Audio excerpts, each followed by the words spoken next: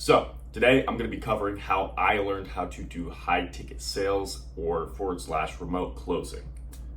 Briefly wanted to say thank you a lot for the initial love and responses that I got on my first ever video. My first ever video actually got a fair amount of views, as well as I probably had around 30 to 40 of you personally DM me on things such as Twitter as well as Instagram, so I appreciate that. I think I got back to all of you. If I didn't, feel free to give it a bump, but feel free to reach out to me there at any of those places if you guys have any other questions.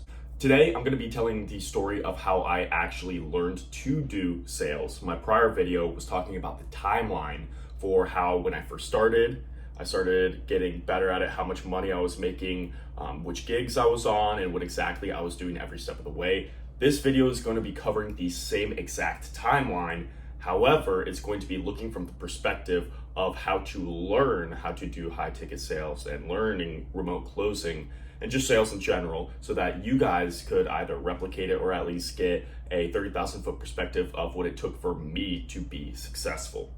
While a few of them were paid and not really, I didn't really pay them and they were super dirt cheap, a majority of this is actually going to be freemium, which is fantastic. I'm actually going to have a resource at the end of this video that you should definitely check out, so make sure to watch it all the way through. 2x speed it if you need to. RA viewing time is fantastic, and it'll kind of show you the same rabbit hole that I went down to be able to learn how to do what it is that I do now. So I was raised very much so that you got to get good grades so you can get into a good school, so that you can take good classes, get a good degree, and make good money, right? And so with that being said, I don't know why it never really occurred to me that there was almost like a skill gap or a learning curve to sales when I first initially started off with. It should have been fairly easy for me to realize, considering I used to play like sports and then sometimes a little competitive gaming, and I knew what it took in like practice to get to the next level. Never really initially clicked for me initially when starting sales. The epiphany that there was more to sales than just having a conversation actually happened, as corny as it sounds, when I watched the movie Wolf of Wall Street. And it's kind of funny that that's when it happened, considering that, like I talked about in the last video, I kind of have the same situation that, what's the dude's name, Danny had with Belfort DiCaprio, where he was just like saying, hey, how'd you do this? And I had that same thing with my partner Alex, who basically showed me a drop shipping store that he allegedly was making $100 a day on, even though it was even Steven with the cost of ad spend, product, advertising, and all that stuff. The first time I realized this during the movie was when they were going over that pink slip call that Belfort had in that tiny trading firm, and he was going through and doing these different tonality inflections, doing these different things to kind of grab the person's attention and get them to obviously buy thousands of dollars of a very, very not good investment. And I was like, okay, hold on, this is interesting. And then they started going through the training and things at Stratman Oakma. And then I was like, okay, there's actually like a method to this madness. And this was probably like 6 months in to when I had initially started selling for people. Prior to that, I had just sold purely based off of having the confidence of knowing everything inside of the program. I went through every single program that I would sell or info product, and I would study it basically to a T, so that if they ever had any questions, I could sound like the expert and I could sell them purely off of them believing in me based off the confidence I had for understanding how everything worked. And so that was when I realized that there was a method to the madness, and that I should start sharpening my sword, which is the term that we use for basically just getting better at any skill that you're practicing. And so something that I did to sharpen my sword was going through Jordan Belfort's YouTube channel. And he actually has a playlist inside of his YouTube channel called Whiteboard Wednesdays. While some of the videos, I personally can tell, like based off the title as well as based off the intro, that it's not necessarily gonna have anything of value for me or based off of things I already knew. There was quite a few videos in there that very much show, they do a really good job of going over different sales concepts that I didn't really understand at the time or were unbeknownst to me. And so going through that, coupled as well with an actual live call that he has where he closed someone in person on his YouTube, did wonders for me. I used to use that as a training in a litmus test for my own personal mentorship when I had gone through maybe 2 weeks or so of training these guys up and getting them more knowledge on sales, then I would instruct them to watch the video and create a Google Doc based off of and make annotations based off of things that they noticed, things maybe he could have done better, or why he did what,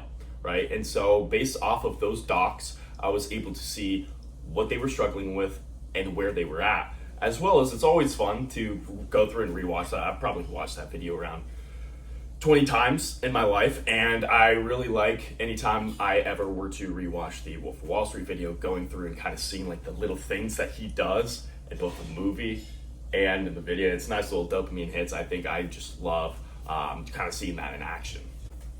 His book, Way of the Wolf, as well, is a very good resource. It goes through all of the different sales structures and like how to structure a call, how to ask important questions where. And if you're just getting into sales, I highly recommend it. It's going to be great for you. If you're already in sales, you should read it regardless, just to get some supplemental training and knowledge and be able to affirm that what you're doing is correct, or realize if maybe you're doing something that he says you would be doing wrong or he's doing a different way, and then you're able to get that perspective, that lens, so that you can go ahead and close more deals. So fast forward probably about 6 more months. So around a year in, I had a client who was a high ticket skills and mentorship coach for women who had a unique skill set, whether that's yoga, accountant, personal brands, PR, different things. If they had a monetizable skill, then they would pay my client, and she would go through, give them an on-demand course, as well as weekly calls and direct mentorship for how to sell themselves, build a personal brand, and basically just make more doing things with the skill that they had than they would at a typical 9-to-5, which is awesome.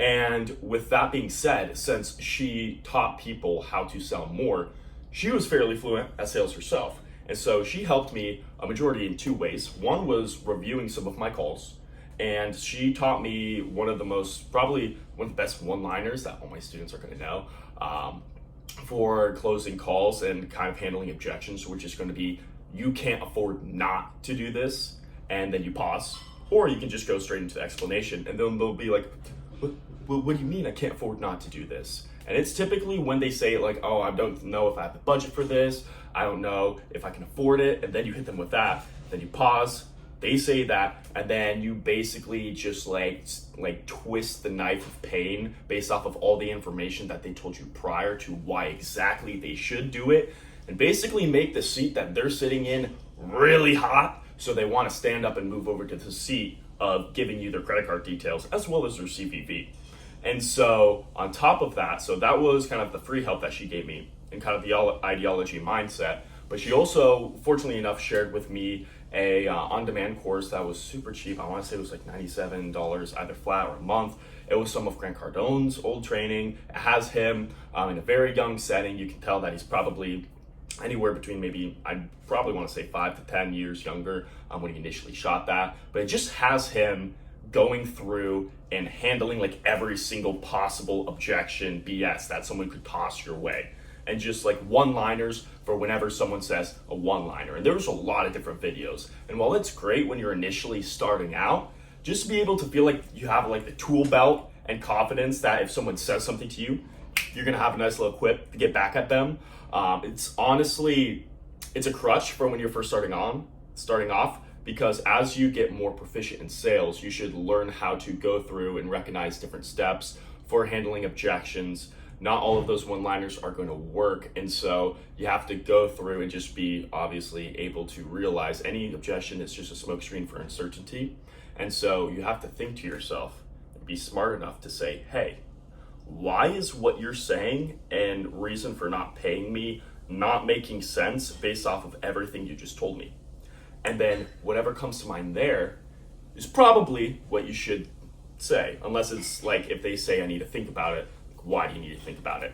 Horrible red flag. You can look up why that's awful. I'm not explaining it here. Lastly, this is going to be another YouTube channel that helped me out a lot, as well as a practice that is going to be honestly the most valuable thing that you've heard in this entire video. And so there's this individual named Paul DeMacriel. I think I pronounced his last name right.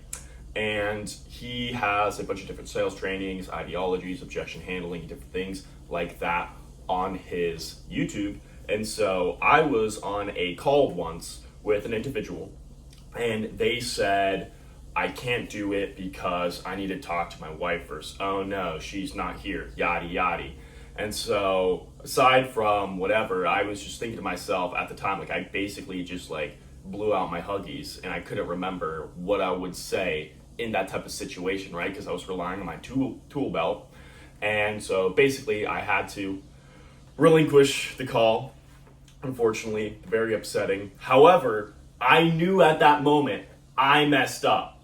And so with that knowledge, I immediately went onto YouTube and I looked up how to handle spouse objection. And I found his YouTube. And so binge watched a lot of his videos, and the videos that he has on objection handling, I don't know if it's just the spouse one, I can't remember off the top of my head, but it actually goes over like a 4-tier step for handling any objection. Being like, you have to first ask them like, okay, cool, is it like, I see what you're saying, I feel you. You might have asked you a few questions. Okay, do you understand how this product can help you? Correct. Do you feel like we can help you? Correct. Do you understand how the product works? Correct. Last, most importantly, can you afford it? Just blatantly hitting them with, can you afford it? If they answer no to any of those questions, or maybe a less than stellar answer, like, yeah, sure, then you know that's your problem, and then you want to elaborate on that. Go through, fix that, because that's where the objection is. You can also do something similar by just giving them a litmus test, like, how comfortable do you feel on a scale of 1 to 10 with me, with the product, and with the price? And then from there, work out wherever you need to fix up, right? And so with that being said, that is why that part and that story is the most important, or rather I should say, why this part is the most important is because it showed that I actually was going through the motions.